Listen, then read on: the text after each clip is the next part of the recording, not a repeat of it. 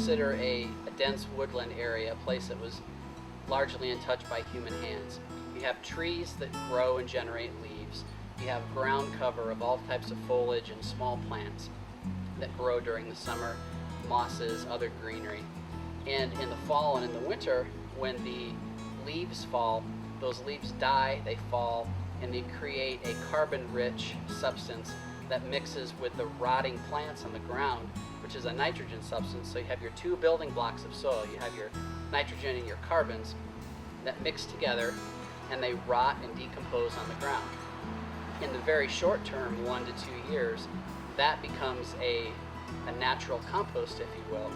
Over the long term, that natural compost continues to degrade, and with the help of insects, worms, and animals, it becomes soil.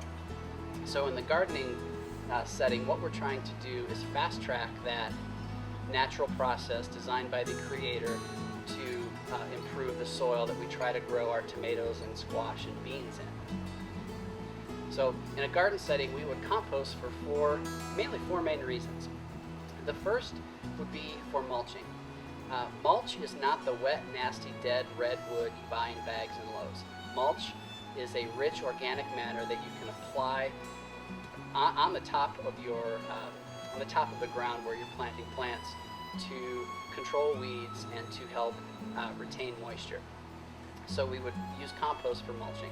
Another reason you would put compost on is that you generally improve the soil. Here in Indiana, we have quite heavy clay soil, and clay soil tends to absorb water and not let roots spread, and therefore plants don't grow as well because the brain of the plant or the roots don't get to go down very deep. So the compost helps to break up the soil.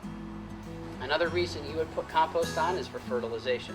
The compost itself, when you have dead organic matter combined with carbon-rich substances like straw, ground up newspaper, and dead leaves, that actually starts to build soil, but it provides nutrients to the roots of the plant that are readily available for the plant.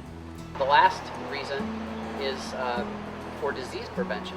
Now, plants that grow in unfertile soil are much more susceptible to disease. So the above ground part of the plant will show signs, when it's diseased, will show signs of decay and will wilt and various other things. Below ground, soil that is not very well amended is much more susceptible to invasive insects and invasive microorganisms that kill the roots.